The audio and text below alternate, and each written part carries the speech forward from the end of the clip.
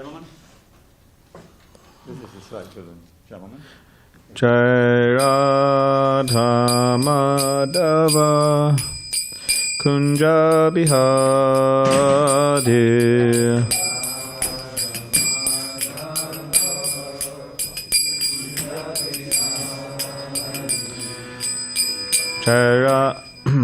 Jaya Radha Madhava Kunja Bihari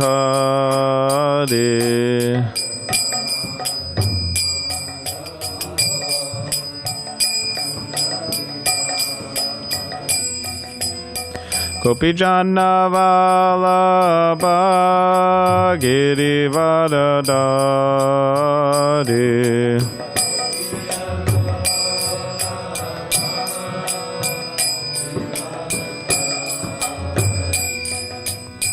Gopijana Vallabha Girivardhari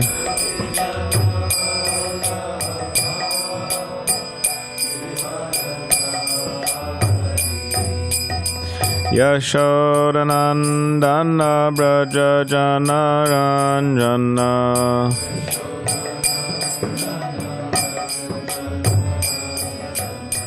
Yashodanandana Braja Jana Ranjana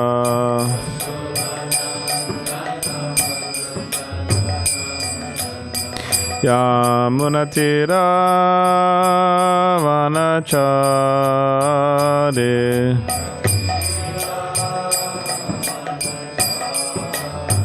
Yamunatira Vanachari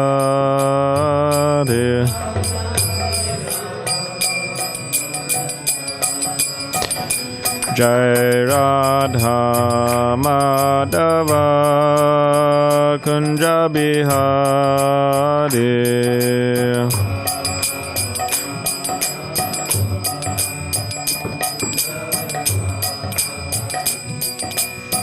Gopijana Vallabha Girivardhari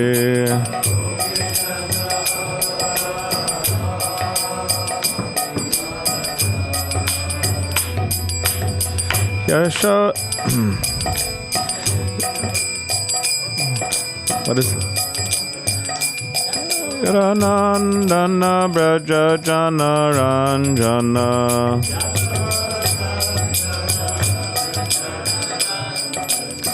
Yamunatira Vanachari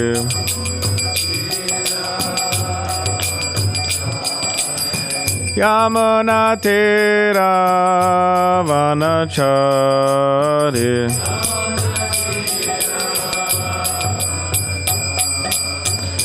Jai Radha Madhava Kunja Bihari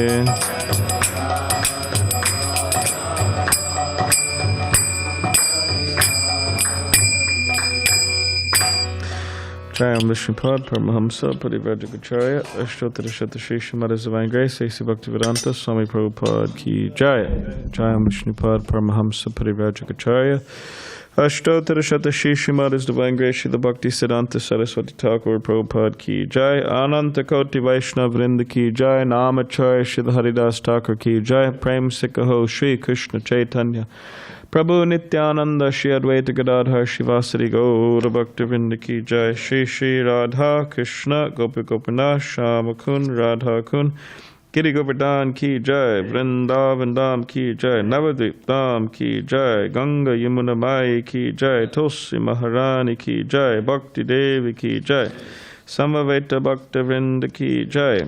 All glories to the assembled devotees, all glories to the assembled devotees, all glories to the assembled devotees. All glories to Shri Guru and Shri Gauranga.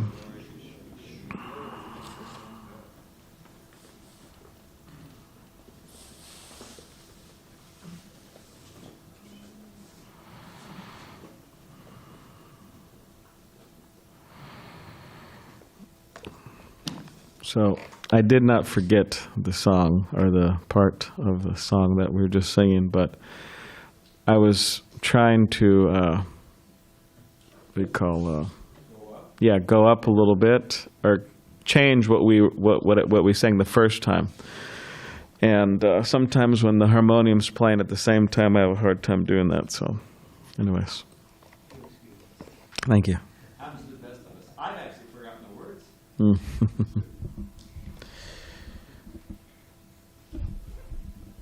Sometimes I feel with the harmonium, I feel like my voice, or I'm stuck in a particular melody.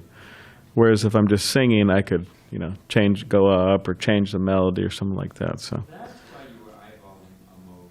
Yeah. You catch the signal. There it is. And then I could change. Well, the best harmonium players, they could spontaneously or just immediately, change if somebody changes into the next different type of melody. Bhakti Dasa is really good at that. You know Bhakti Dasa? Yeah, he's... All right, so tomorrow is the Ratha-yatra in Los Angeles, in case anybody's forgot about that. I don't think so, but... so I thought what we could do is we could read and discuss from a particular chapter in Sri Chaitanya Charitamrita. And that chapter is Madhya Lila, chapter 13. And we could start text number 7, so Madhya 13:7. So if everybody could please repeat after me. Jaya Jaya Sri Chaitanya Jaya Nityananda. Jaya Jaya Sri Chaitanya Jaya Nityananda. Jaya Advaita Chandra Jaya Gauda Bhakta Vrinda. Jaya Advaita Chandra Jaya Gauda Bhakta Vrinda. Jaya Jaya Sri Chaitanya Jaya Nityananda. Jaya Jaya Sri Chaitanya Jaya Nityananda. Jaya Advaita Chandra Jaya Gauda Bhakta Vrinda. Jaya Jaya Sri Chaitanya Jaya Nityananda. Jaya Advaita Chandra Jaya Gauda Bhakta Vrinda.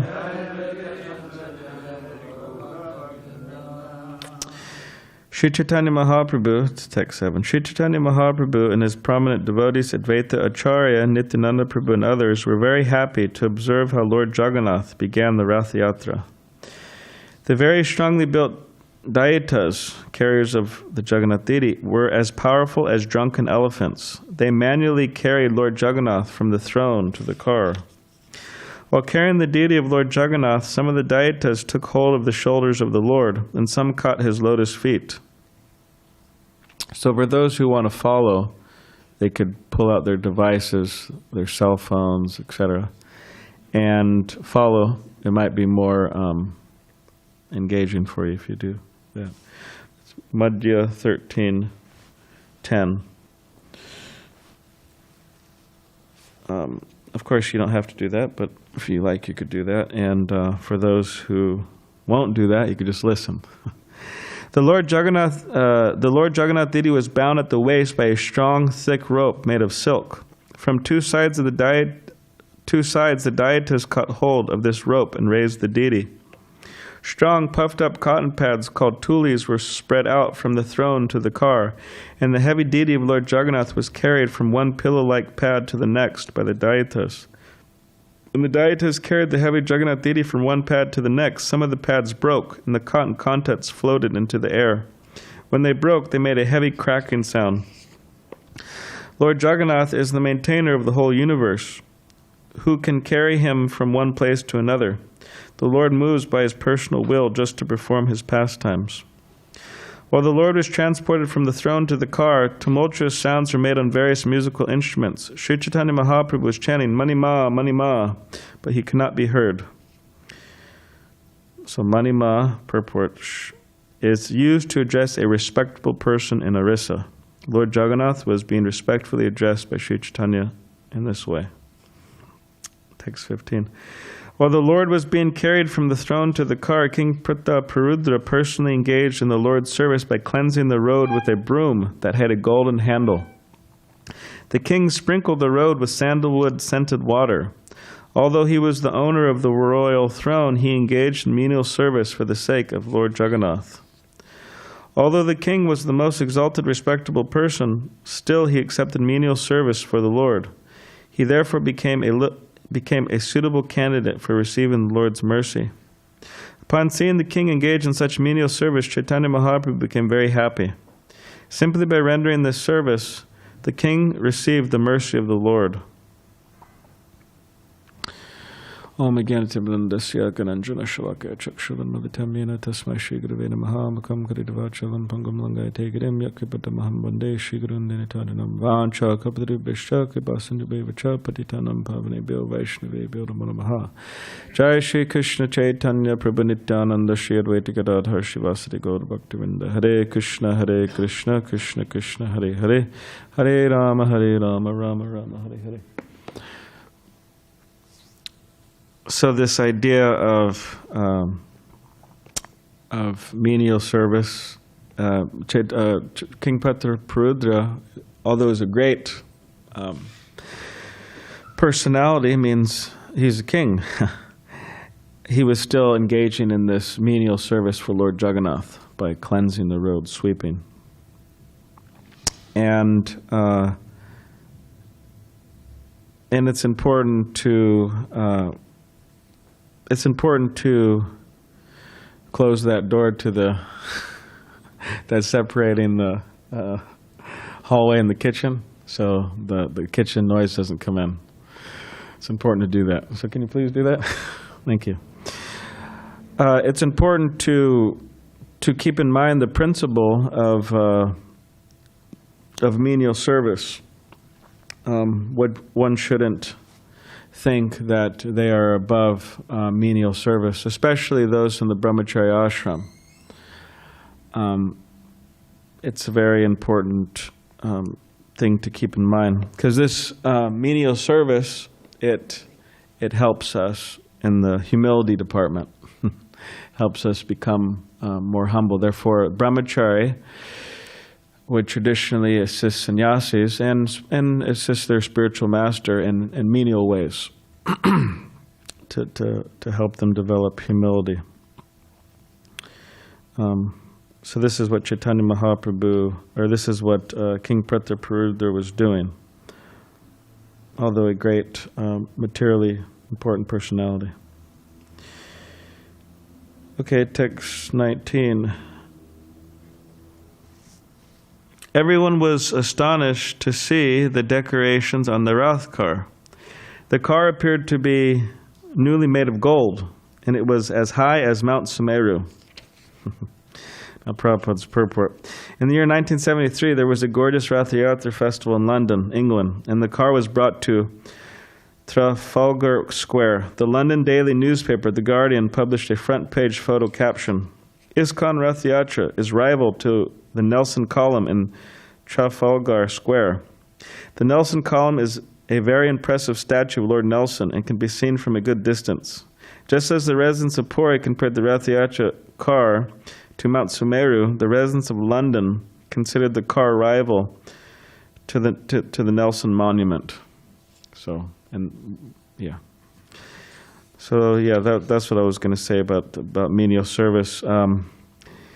If people feel that they're having a hard time getting the mercy of Krishna, entering into absorption in the holy name and so on, then they could turn to menial service, as Pratarudra was doing, something humble, some humble service, right?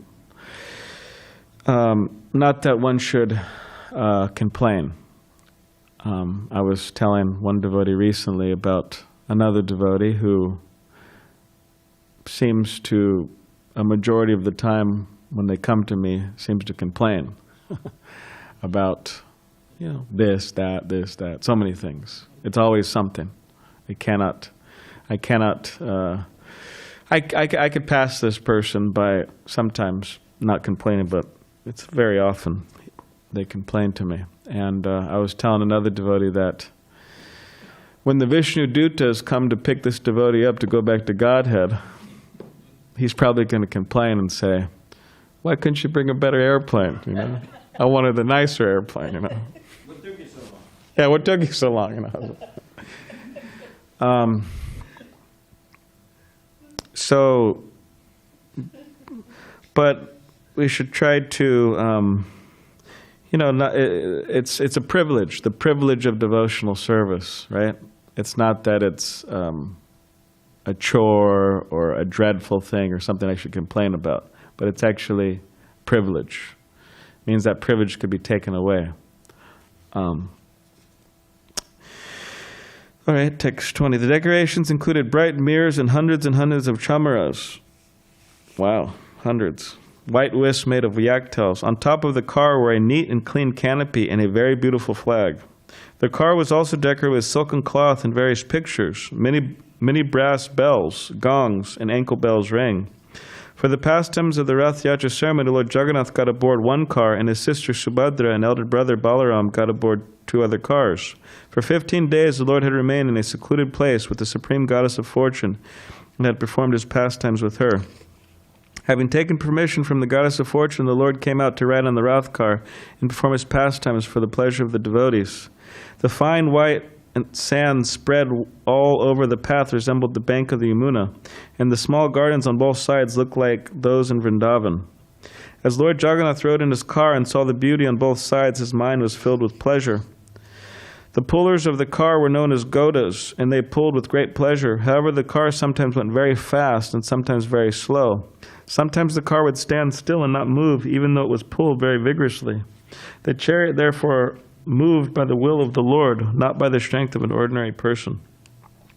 As the car stood still, Sri Chaitanya Mahaprabhu gathered all his devotees and, with his own hand, decorated them with flower garlands and sandalwood pulp. Brahmananda Puri and Brahmananda Bharati were both personally given garlands and sandalwood pulp from the very hands of Sri Chaitanya Mahaprabhu. This increased their transcendental pleasure. Similarly, when Advaitacharya and Nityananda Prabhu felt the touch of the transcendental hand of Sri Chaitanya Mahaprabhu, they were very pleased. The Lord also gave garlands and sandalwood pulp to the performers of Sankirtan. The 2 chief performers were Srup Damodar and Srivas Thakur. There were altogether 4 parties of kirtan performers, comprising 24 chanters. In each party there were also 2 mridanga players, making an additional 8 persons. When the 4 parties were formed, Sri Chaitanya Mahaprabhu, after some consideration, divided the chanters. Sri Chaitanya Mahaprabhu ordered Nityananda Prabhu, Advaitacharya, Haridas Thakur, and Vrikeshwara Pandit to dance in each of the 4 respective parties. So Vrikeshwara Pandit was a great dancer. You know how long he would dance? What was that? 72 hours. A long time, that's true. Good. Srup Damodar was chosen as the leader of the first party and was given 5 assistants to respond to his chanting. So it seemed that they had a whole organized system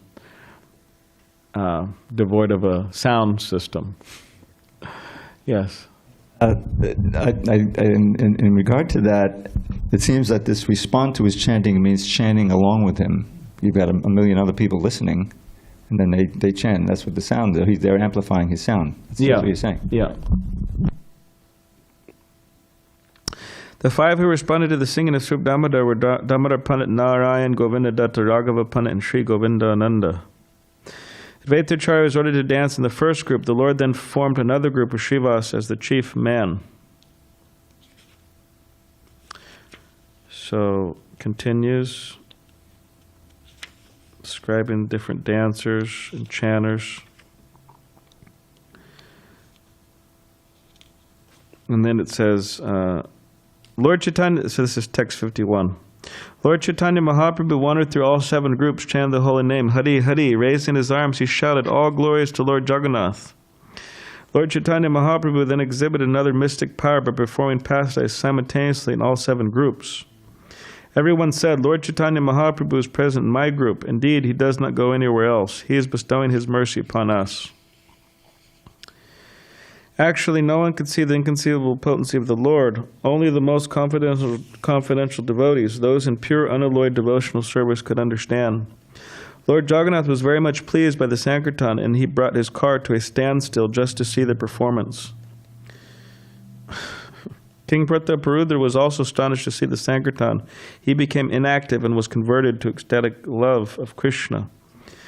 When the king informed Kashyamishra of the glories of the Lord, Kashyamishra replied, "O king, your fortune has no limit." The king and Sarvabhauma Bhattacharya were both aware of the Lord's activities, but no one else could see the tricks of Lord Chaitanya Mahaprabhu. Only a person who has received the mercy of the Lord can understand. Without the Lord's mercy, even the demigods, headed by Lord Brahma, cannot understand. Sri Chaitanya Mahaprabhu had been very satisfied. So this is text 59. Who could understand the pastimes? So here it's being mentioned. Who could understand? Only a person who has received the mercy of the Lord can understand. Without the mercy of the Lord, even the demigods headed by Brahma cannot understand. So we need the mercy. Sri Chaitanya Mahaprabhu had been very satisfied to see the king accept the menial task of sweeping the street, and for this humility the king received the mercy of Sri Chaitanya Mahaprabhu. He could therefore observe the mystery of Sri Chaitanya Mahaprabhu's activities. Although the king had been refused an interview, he was indirectly bestowed causeless mercy. Who can understand the internal potency of Sri Chaitanya Mahaprabhu? When the two great personalities, Sarvabhauma Bhattacharya and Kashyamishra, saw Sri Chaitanya Mahaprabhu's causeless mercy upon the king, they were astonished. Lord Chaitanya performed his pastimes for some time in this way. He personally sang and induced his personal associates to dance.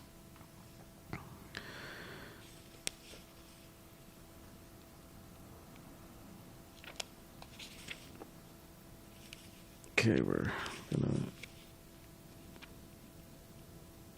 All right.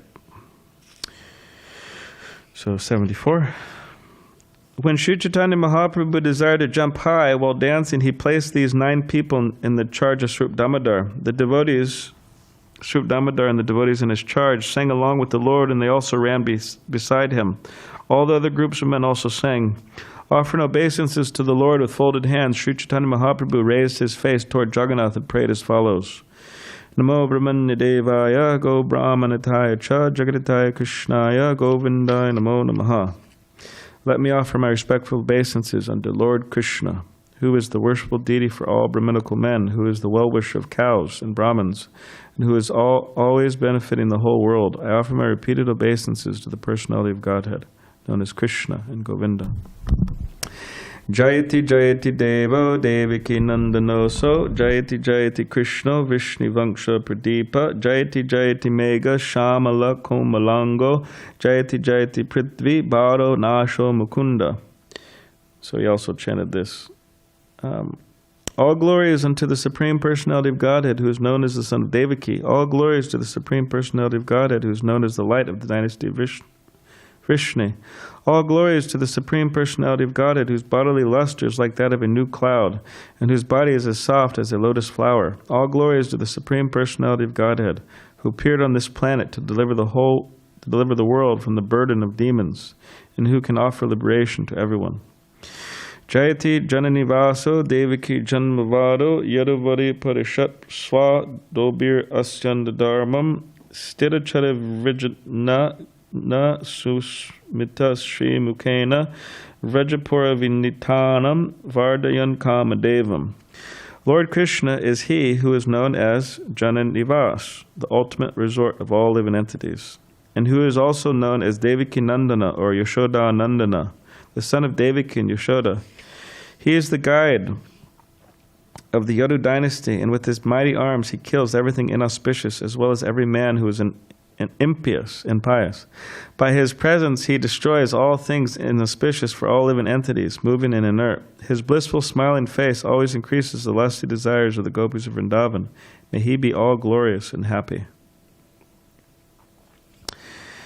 And then Chaitanya Mahaprabhu says, I am not a Brahmin, I am not a Kshatriya, I am not a Vaishya or a Shudra, nor am I a Brahmachari, a householder, a Vanaprastha, or a sannyasi. I identify myself only as the servant of the servant of the lotus feet of Lord Sri Krishna, the maintainer of the gopis. He is like an ocean of nectar, and he is always, and he is the cause of universal transcendental bliss. He is always existing with brilliance. 81. Having recited all these verses from Scripture, the Lord again offered his obeisances, and all the devotees with folded hands also offered prayers to the Supreme Personality of Godhead. So Chaitanya Mahaprabhu is saying that he's not a Brahmin, a Vaishya, right, Shudra, or Brahmachari, Sannyasi, Grihastha, all these different. All of these are temporary designations, and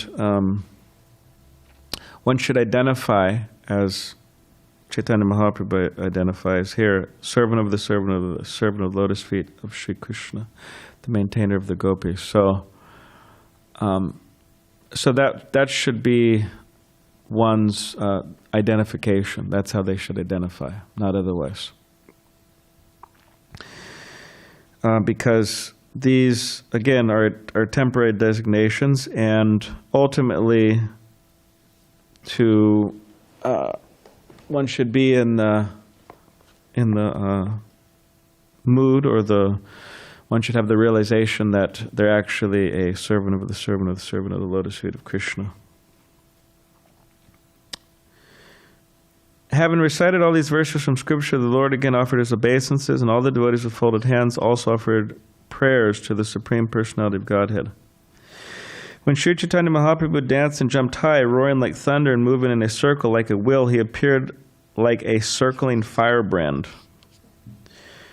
Wherever Sri Chaitanya Mahaprabhu stepped while dancing, the whole earth with its hills and seas appeared to tilt. When Chaitanya Mahaprabhu danced, he displayed various blissful transcendental changes in his body. Sometimes he appeared as though stunned. Sometimes the hairs of his body stood on end. Sometimes he perspired, cried, trembled, and changed color. And sometimes he exhibited symptoms of helplessness, pride, exuberance, and humility. When Chaitanya Mahaprabhu fell down with a crash while dancing, he would roll on the ground. At such times, it appeared that a golden mountain was rolling on the ground. Nityananda Prabhu would stretch out his two hands and try to catch the Lord when he was running here and there. Advaitacharya would walk behind the Lord and loudly chant, Hari Bol, again and again. Just to check the crowds from coming too near the Lord, the devotees formed three circles. The first circle was guided by Nityananda Prabhu, who is Balaram himself, the possessor of great strength. So it continues, they're chanting and dancing, and Chaitanya Mahaprabhu's experiencing all of these different transcendental emotions. In text 104, he's trying to say Lord Jagannatha's name, but he's saying Jaja Gaga, in a voice choked transcendent with ecstasy. Tears are flowing. And all of these amazing symptoms of ecstasy that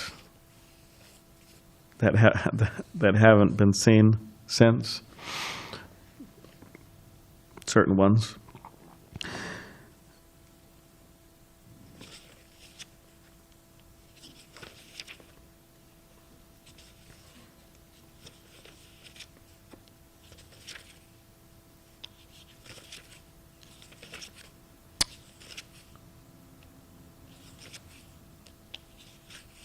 And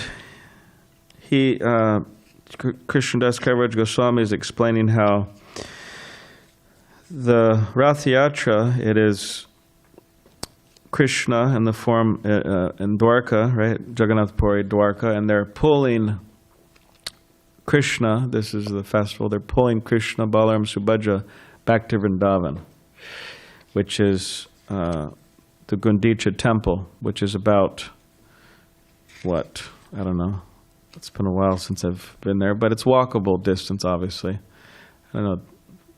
Does anyone know? A mile, 2 miles, something like that. It's from the Jagannath temple to Gundicha. And, of course, this is a very high topic, the residents of Vrindavan pulling Krishna back.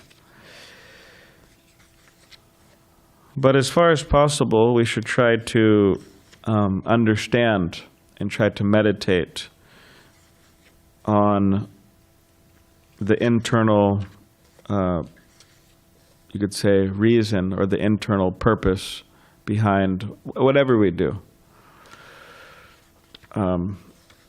Whether that's deity worship or book distribution or so many things we do, the festival, Lord Jagannatha. There's ways, there's superficial ways of doing any particular activity in devotional service or celebrating any particular festival. And then there's deeper and deeper understandings and absorption and the real purpose of any particular activity. Like, for example, the festival for somebody who's very new, or just like absolutely new, they may not understand, or practically speaking, they won't understand the more internal aspects of the festival. But it'll be very pleasing to the senses.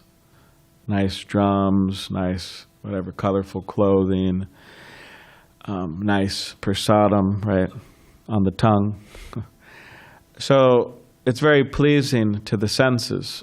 I mean, even not even considering any spiritual dynamic at all. It's just pleasing to the senses. Which, this is Chaitanya Mahaprabhu's brilliance, is because the conditioned souls attach to sense gratification in different forms. So the beauty of Krishna consciousness is saying, okay, the conditioned souls are attached to sense gratification. Well, there's many beautiful aspects of Krishna consciousness that will be pleasing to their senses. Singing, dancing, right? So many things. Very pleasing. Not that if we started a real Mayavadi movement in the Western world, I don't think we'd get so many customers. You could start a false Mayavadi movement, where I'm God, you're God, we're all God. That means we could do whatever we want, no rules, no regulations. I mean, the neo-Mayavadis, the neo-impersonalists of the Western world, they are an embarrassment to real Mayavadis who are strict, like real sannyasis in terms of renunciation and austerity. So it's absolute embarrassment. So we are the strict followers of the Krishna conscious movement are far more advanced in terms of austerity and renunciation and all that than the Neo-Mayavadis. The Neo-Mayavadis say, I'm God, you're God, and we'll just do whatever we want, and that's it. Sounds good, right? Festival for the senses, all right. But if they actually followed the tenets of Mayavad and personalism, then they wouldn't get any customers practically, very few. So the beauty of Krishna consciousness is that it is pleasing to the mind, it is pleasing to the senses, even if one doesn't understand the higher aspects of it. But by engaging the mind and the senses in Krishna consciousness, then the idea is that one will focus more on the substance rather than just the external of it.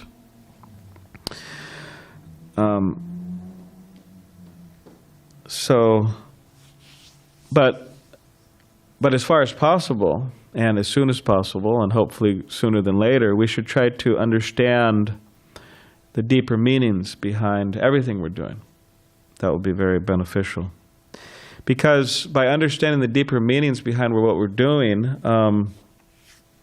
we have a better chance of staying around. It means continuing in Krishna consciousness. Because what if it, at one point, doesn't become pleasing to our senses anymore? It's like, all right, well, I've had that type of prasadam so many times. It's like, oh, great, another scoop of halva, save me, spare me, Maybe in the beginning, okay, there's, halava ki jai, right? But, okay, then you get kind of used to it, right? Or whatever it is. Right? People start chanting in the beginning. Okay, great, I'm chanting. Oh, great, I got to chant more. No, So So if we understand the deeper meanings behind activities we're doing, then the more likely we'll stay around. And aside from that, there needs to be communicators or people who could explain the deeper meanings behind things. Or people who are, we say, philosophically astute. How's that one, huh? People who are learned in the scriptures to explain things. Why? Because agnostics and atheists, if they don't get good explanations, I have nothing to do with religion. You guys are just like all the other religions. No good answers, or at least you can't provide me any good answers, and I'm going somewhere else. Kali Yuga Sense Gratification Festival, sign me up, right? So communicators of truth means they have to know. They have to be able to answer questions. Like I was talking to this guy at Long Beach recently, originally from China, or at least his parents are. And the guy has some agnostic leanings, some atheistic leanings, some attachment to scientific, means material scientific explanation of the world and so on. And anyways, so he was asking me why I joined the Hare Krishna movement. And I said, and he said that he asked another person why they joined. And he said he wasn't satisfied. Because he was saying, oh, I asked other people of religions and they gave me the same sentimental answers. So he said I wasn't satisfied. So I tried to, in my own insignificant way, satisfy his mind philosophically, which I'm not going to get into all the details of that because it was a bit of a long conversation, dealing with many points. But by the mercy of my spiritual master, by the mercy of the devotees and Krishna, and I was able to satisfy his mind to a degree. But what if I wasn't able to do that? Or what if no one's able to do that? Then such people are in trouble, actually, because their ability to take to the process of Krishna consciousness, their ability to become convinced. Because we shouldn't think, oh yeah, it's just whoever becomes convinced, they become convinced. It's all in Krishna's hands, right? Yes, it is true in Krishna's hands, but we have to always remember Krishna works through the devotees. That's our philosophy. So, in other words, devotees have to convince people. Krishna didn't come here personally and convince all of the people of America to chant Hare Krishna. Prabhupada did, right? So similarly, devotees have to convince others. And if they're not able to convince, then they're just put in the same box with all the other people who can't satisfy the inquiries of intelligent people. Means a sentimental box or fanatical box. So yeah, we should try to understand, and not only understand but explain to others the importance of everything we're doing. That will be very beneficial.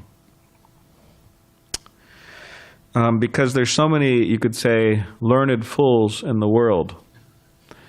But devotees are supposed to be learned sages. Learned fools means they know so many mundane things, right? About different topics, this topic, that topic, so many things. They're learned, but they're fools because they don't know how to solve the problems of life. They don't know, like, problem of happiness, problem of anxiety, right? They don't know how to solve those problems, and they don't have any higher knowledge. It's all worldly knowledge, right? They're learned in the mating habits of a frog in the Amazon forest, right? They got a PhD in that. All right, but they're still a fool. Learned fools. So devotees are learned sages, which means that they should have some worldly knowledge. But they, most importantly, have spiritual knowledge. So learned sages, so they understand how to solve the problems of life, problems of happiness, anxiety, and so on. Okay, so we'll just read a few more here. So skipping to text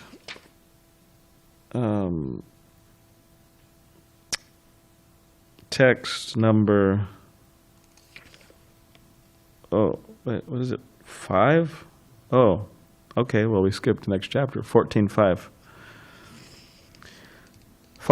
So this is the Ratha-yatra is happening, and then eventually Chaitanya Mahaprabhu goes into this Jagannath Vallabha gardens, which resemble Vrindavan, and he's taking rest there after his ecstatic dancing. So he's laying down there, and King Prataparudra was practically dying to serve Chaitanya Mahaprabhu, on the verge of death, wanting to get the association. Following Sarvabhauma Bhattacharya's instructions, the king had given up his royal dress. So he gave up his royal dress, and he now entered the garden in the dress of a Vaishnava. Maharaj Prataparudra was so humble that with folded hands he first took permission from all the devotees. Then, with great courage, he fell down and touched the lotus feet of the Lord. As Sri Chaitanya Mahaprabhu lay on the raised platform with his eyes closed in ecstatic love and emotion, the king very expertly began to massage his legs. So King Prataparudra was massaging Chaitanya Mahaprabhu's legs. The king began to recite verses about the Rasa Lila from Srimad Bhagavatam. He recited the chapter beginning with the words, Jayati te dikam. When Chaitanya Mahaprabhu heard these verses, he was pleased beyond limits, and he said again and again, go on reciting, go on reciting. As soon as the king recited the verse beginning with the words, Tava Caitanya, the Lord arose in ecstatic love and embraced him. Upon hearing the verse recited by the king, Chaitanya Mahaprabhu said, you have given me invaluable gems, but I have nothing to give you in return. Therefore, I am simply embracing you. So, after saying this, Lord Chaitanya began to recite the same verse again and again. Both the king and Chaitanya Mahaprabhu were trembling, and tears were flowing from their eyes. So, King Prataparudra was chanting this beautiful verse from the Srimad Bhagavatam, and Chaitanya Mahaprabhu said, I cannot repay you, so I'm just going to embrace you. So Chaitanya Mahaprabhu embraced King Prataparudra, which before Chaitanya Mahaprabhu says, I don't want to see you. And the devotees would come and they would say, King Prataparudra, can you please give him darshan? Can you please come and see him? And then Chaitanya Mahaprabhu would say that, if you bring this up to me again, I'm leaving Jagannath Puri. So he's very strict. So in other words, don't bring it up to me again. I'm not seeing him. Because he's an attached, what Prabhupada says, pounds, shilling, pence man, dealing with opulence and this and that, and I'm not dealing with him. But then eventually, through his humble service and through following the instruction of the devotees, he's in this Jagannath Vallabha garden, and he's massaging Chaitanya Mahaprabhu's legs. And then Chaitanya Mahaprabhu embraces him. So it's from not wanting to see him to coming to the point of not only seeing him, but being embraced by him. So it's quite amazing. And here's the verse. Tabakatamritam, tabakatamritam, taptajivanam, kavabir aiditam, konlashapaham, shavanamangalam, srimadattatam, bhuvi grinantiye, bodhidajana. So, translation. My Lord, the nectar of your words and the descriptions of your activities are the life and soul of those who are always aggrieved in this material world. So this is what the learned fools do not know. These narrations are transmitted by exalted personalities, and they eradicate all sinful reactions. Whoever hears these narrations attains all good fortune. These narrations are broadcast all over the world and are filled with spiritual power. Those who spread the message of Godhead are certainly the most magnificent welfare workers. So it continues, and we won't continue reading. I'll just say a few more things, and then have questions or comments. But this particular verse from the 10th canto, saying that those who spread the message of Godhead are certainly the most beneficent welfare workers. So, and Chaitanya Mahaprabhu went into ecstasy upon hearing this verse. So it's interesting because the Jagannath Ratha-yatra it's a very hard to understand internal festival, actually. And in Chaitanya Mahaprabhu's times, it's been going on for so many years. But it's interesting because Srila Prabhupada, he introduced it in San Francisco and then throughout the world, and now they're just increasing. Right, Ratha-yatra is increasing. Devotees are increasing all over the world, and although it is such a esoteric festival, still it is simultaneously a preaching event, a very, very wonderful event that spreads Krishna consciousness. Like we'll be going down tomorrow in the parade, chanting Hare Krishna, and there'll be so many people on both sides getting Srila Prabhupada's books, and then we'll arrive at the beach, Venice Beach, and so many people will be getting Srila Prabhupada's books, so many people are getting prasadam. We have our free prasadam booth, and so in other words, it's a festival which is distributing a lot of mercy to people. So it is simultaneously, I mean, of course, preaching is also esoteric, but it is simultaneously a preaching festival, and also has different aspect of that internal also going on. So this is Srila Prabhupada's expertise, is that he was not just focused on the internal development of Krishna consciousness, or just focused on the preaching, but he's focused on both. And that, and actually by this spreading of Krishna consciousness, this particular activity, one actually gains entrance into more absorption in Krishna consciousness. Just like it says that, okay, you want in order to approach, which will end here, in order to approach Radha Krishna, right? One has to get the mercy of Chaitanya Mahaprabhu, right? In order to get the mercy of Chaitanya Mahaprabhu, one has to get the mercy of Nityananda Prabhu. In order to get the mercy of Nityananda Prabhu, one has to approach people like Jaga and Madhya. People like Jaga and Madhya, these wretched brothers in the Chaitanya Mahaprabhu's pastimes, who got the mercy of Nityananda Prabhu. So there'll be plenty of Jagai and Madhya-like people in Venice Beach. It's a bit of a, what do you call, a mela. You could say a Jagai Madhya mela. So there'll be plenty of opportunities. But these Jagai and Madhyas, they could become devotees. And they could become very, very wonderful devotees. Just like the Jagai and Madhyas in the past time. Chaitanya Mahaprabhu, they became devotees at the highest level. So that's what we want to try to encourage tomorrow. So, okay, does anybody have any? Yes, but oh, thanks.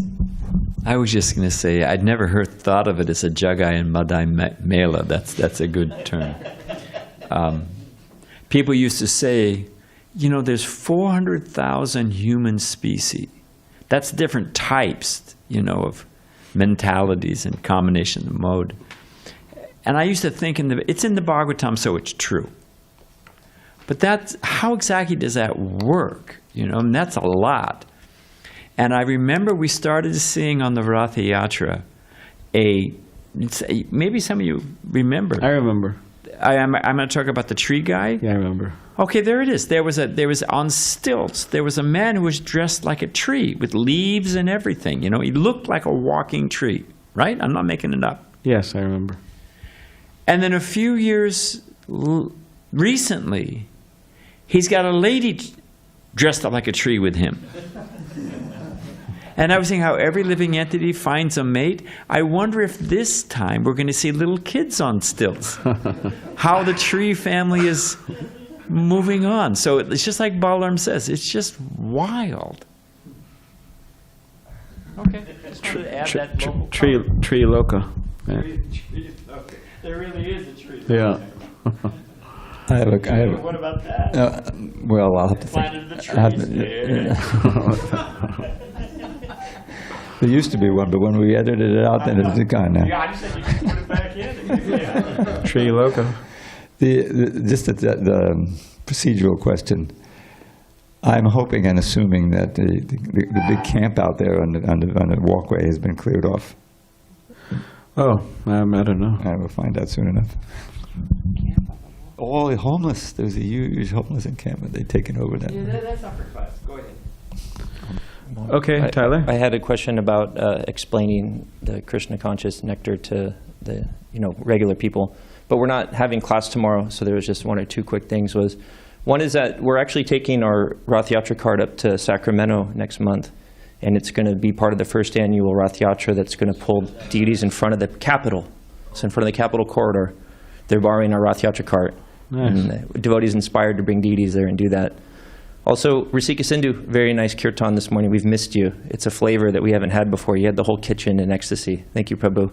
And Bhakt Alex, what is it? Hayagriva? Hasigrami? Krishna always smiling? He's so easy to deal with. Hasigrami.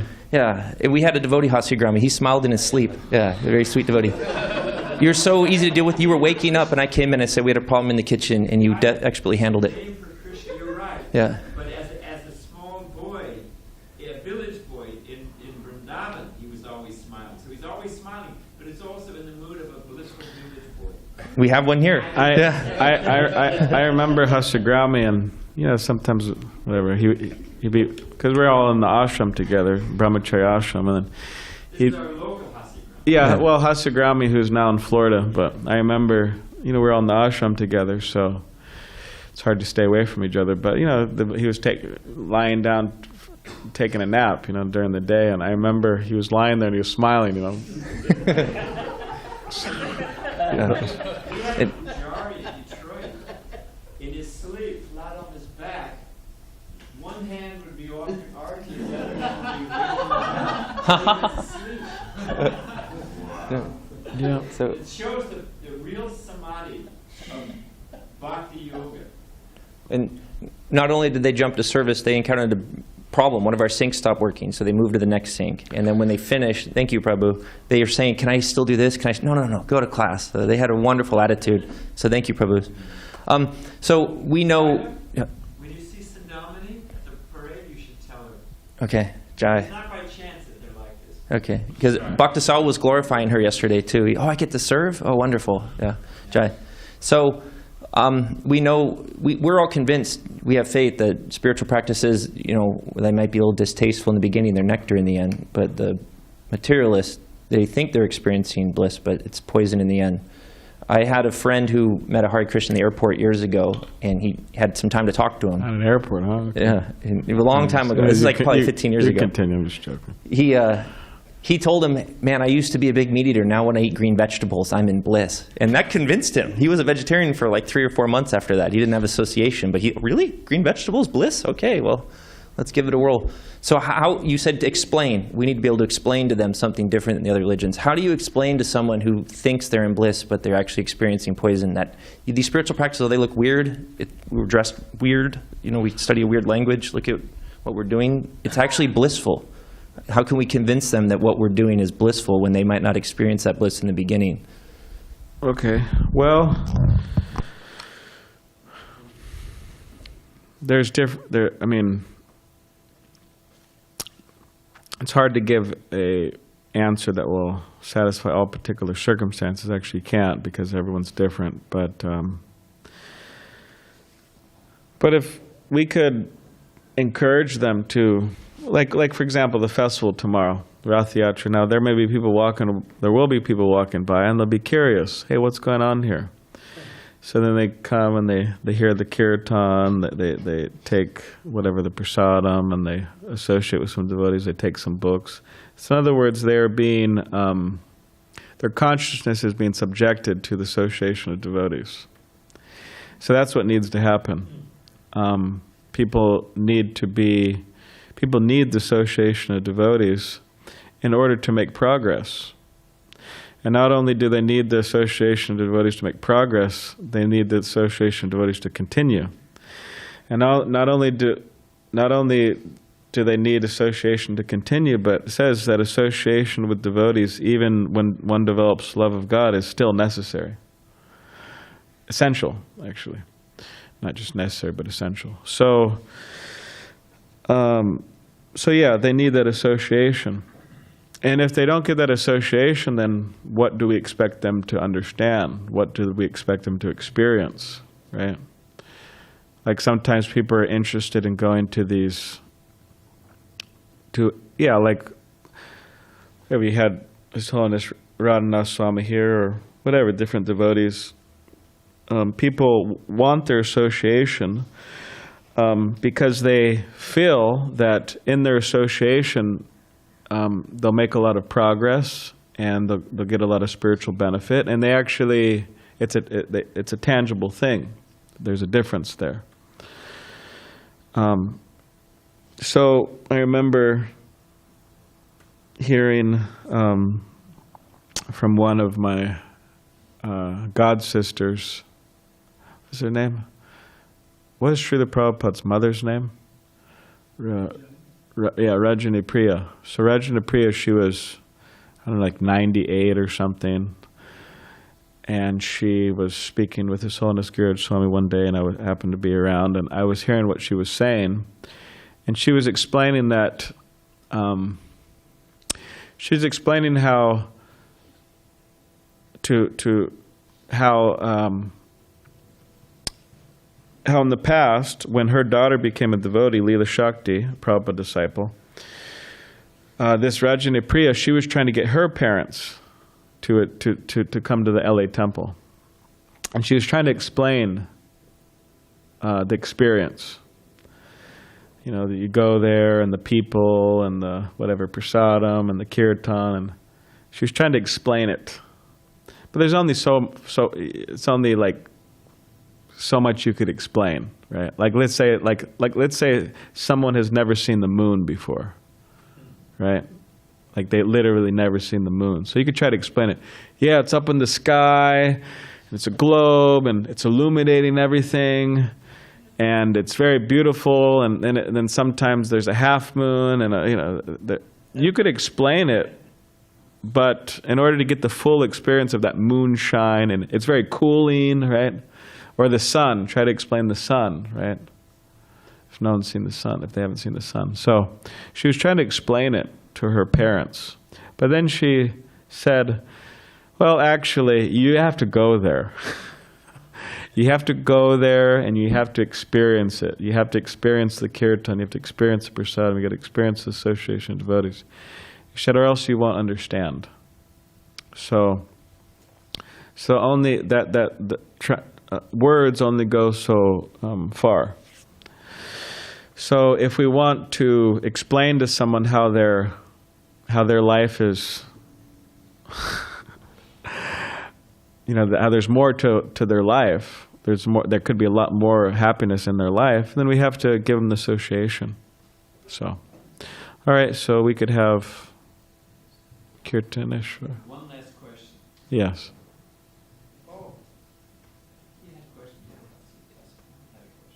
Yes. Yeah, you could. Beautiful point. It's my experience in preaching at the campus or distributing books, whatever it may be, that we can try to explain something to someone, but if we don't live it, if we're not imbibing what we're trying to explain, then they're not experiencing it. Because if someone meets a really advanced devotee, they are experiencing Krishna consciousness because they can see that this person is so happy, this person is free from so many sinful activities, this person is very clear in their intelligence, and they can see that. So if, I go up to someone and say, these books, they will make you happy, but I'm not feeling happy myself, then no one's going to take the book. But so it's important that we become Krishna conscious and we speak the philosophy from the place of practicing, otherwise we don't have the potency or we can't get any experience. Thank you. Good points. Vijay says on books that he smiles so much he actually runs out of smiling muscles. I'm sure he does. It's an austerity to keep smiling. I'm sure he does. Hare Krishna. So you were saying it's the duty of the devotee. Yeah. It's the devotee. Yeah. It's the duty of the devotee to convince people. Okay. So it's the duty to convince others that Krishna is the absolute truth. But one of the 10 offenses is to instruct a faithless person about, the glories of chanting the holy name. So sometimes, like you were saying, some people they seem, they may seem faithless because they've just been let down so much, or they haven't had it explained the right way, so they're unsatisfied. So how do you know, who is faithless and who just needs more association? And when is the time, like, have you heard the saying, like, when to hold them and when to fold them? How do you know, when to fold or when to keep going? Well, that by experience, can you turn it off? It's off. By experience, for example, sometimes when devotees just start distributing books, sometimes they get stuck with a fundamentalist Christian, for example. And they think, oh, I'm going to spend a lot of time with this person. This person's going to take a book. And then, an hour later, they're still talking with the person. And then the conclusion of it is that you see the Christian putting his palm on the devotee's head and praying for him,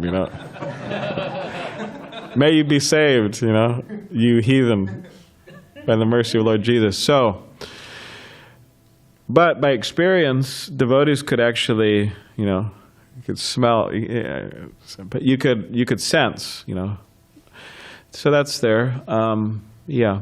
But in many ways, it becomes quite clear who is out and out offensive and atheistic, and who is just bewildered, innocent person. It becomes clear. So we avoid the envious, means the faithless that just are not going to change, at least at this particular point. Give them some prasadam. And then we focus on the innocent who can actually change. So sorry for the Zoom, but we ran out of time today. And Srila Prabhupada ki jai.